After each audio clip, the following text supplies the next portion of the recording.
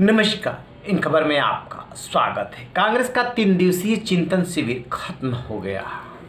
बहुत सारे संकल्प और प्रस्ताव पारित हुए। उसमें एक ये भी है कि अब 2 अक्टूबर से कांग्रेस पदयात्रा करेगी, देश के लोगों से अपने को कनेक्ट करेगी। एक बड़ा फैसला ये भी हुआ है कि जिस तरीके से बीजेपी में पार्लियामेंट्री बोर्ड है वैसे ही कांग्रेस में भी होना चाहिए।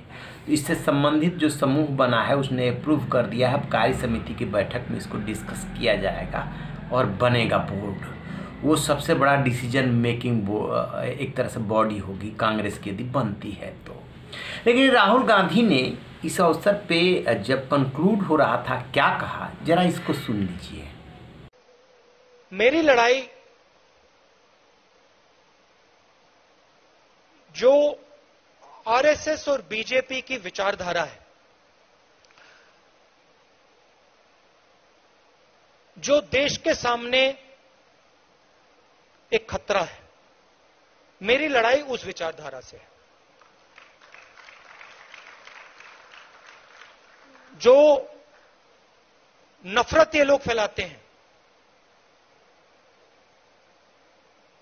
हिंसा फैलाते हैं, इसके खिलाफ मैं लड़ता हूं और मैं लड़ना चाहता हूं। ये मेरे लिए, ये मेरी जिंदगी की लड़ाई है। मैं इस बात को मानने को तैयार नहीं हूं कि मेरे प्यारे देश में, हमारे प्यारे देश में इतनी नफरत, इतना क्रोध और हिंसा फैल सकती है। मैं इसको मानने के लिए तैयार ही नहीं हूं।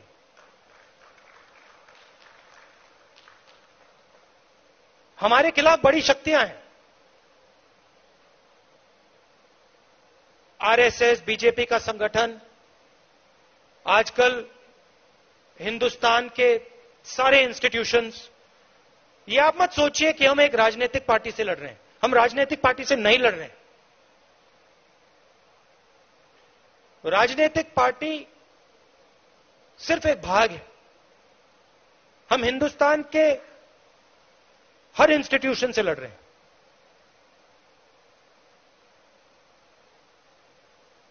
हम हिंदुस्तान के सबसे बड़े क्रोनी कैपिटलिस्ट के खिलाफ लड़ रहे हैं। सच्चाई, जैसा कि आपने सुना, राहुल गांधी ने अपने विचार रख दिए।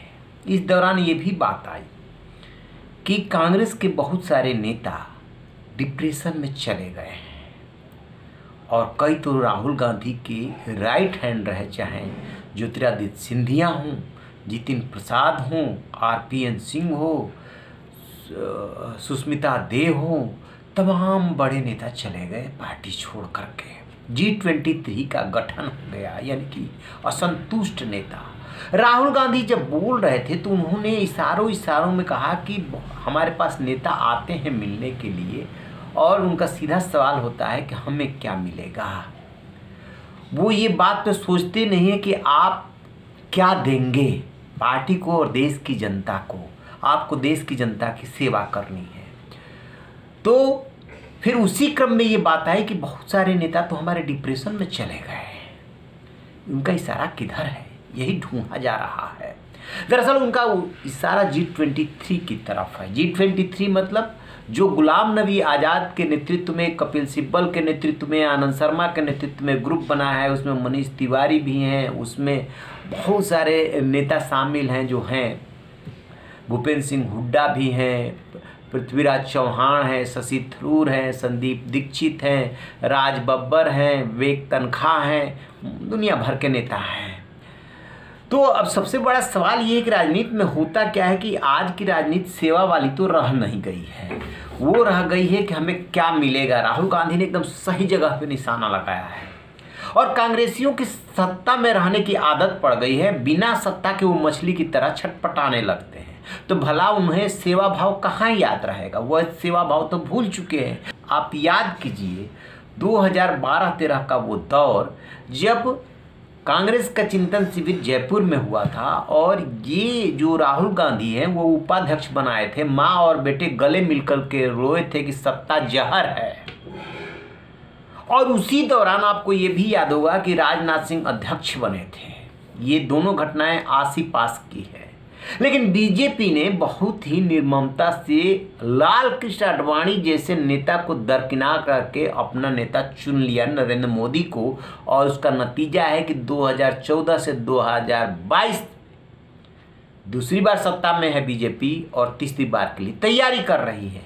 कांग्रेस अपना पीढ़ीगत बदलाव नहीं कर पाई, जो उसे 2012-13 में जो उसने फैसला किया था, उस फैसले के तहत यदि कर ली होती तो आज कांग्रेस इस स्थिति में नहीं होती।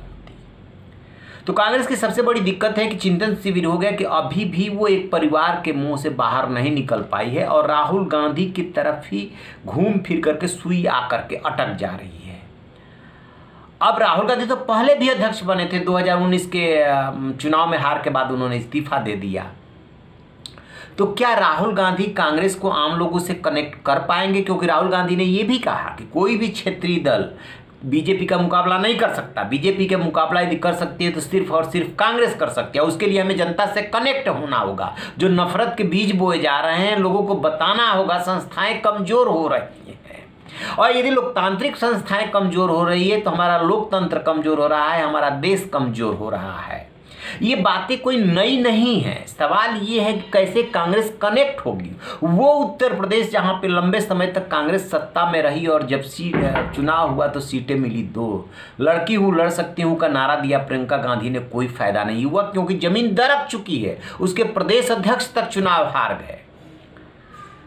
तो इसका जवाब इस चिंतन शिविर में नहीं मिला है कि पार्टी आम लोगों से अपने को कैसे कनेक्ट करेगी और ये कन्विंस करेगी कि नहीं जो है हम ही असली देश के उद्धारक हैं, देश को सही रास्ते पे ले जा सकते हैं और आपके बारे में सही सोच सकते हैं। ये नहीं, ये कोई रास्ता निकलता हुआ दिखा। तो जहां कांग्रेस थी वहीं खड़ी है। मंथन हो गया। मंथन के बाद जो डिसीजन है उस पर कितना उसको क्रियान्वित किया जाता है, एक बात इस पर नजर रहेगी। दूसरी बात कि आप पदयात्रा निकालिए, कश्मीर से कन्याकुमारी घूमिए, पूरा देश घूमिए, लेकिन जब तक संगठन मजबूत नहीं होगा तब तक आप आम जनता से कैसे जुड़ेंगे? कैसे कांग्रेस को अब आप जो है बीजेपी से मुकाबले के लिए तैयार करेंगे? इस पे नज़र रहेगी। राहुल गांधी ने पहली बार कोई नई बात बोली है और इससे अभी कोई नई बात निकल करके आ भी नहीं रही है। आएगी तब जब जो फैसले होते हैं वो इम्प्लीमेंट होंगे, तो उसी पे नज़र रहेगी कि इम्प्लीमेंट कांग्रेस किस तरीके से करती है, पदयात्रा निकालती है, क्या माहौल बनता है, कैसे लोगों से अपने को कनेक्ट करती है। क्योंकि इसी साल गुजरात और हिमाचल प्रदेश में चुनाव है और फिर अगले साल जो है 5 राज्यों में विधानसभा का चुनाव है और आम चुनाव तो 2024 में है ही। तो इस पर हमारी नज़र रहेगी, आपसे साझा करते रहेंगे। रहिए बेखबर, देखते रहिए इन खबर। Thank you.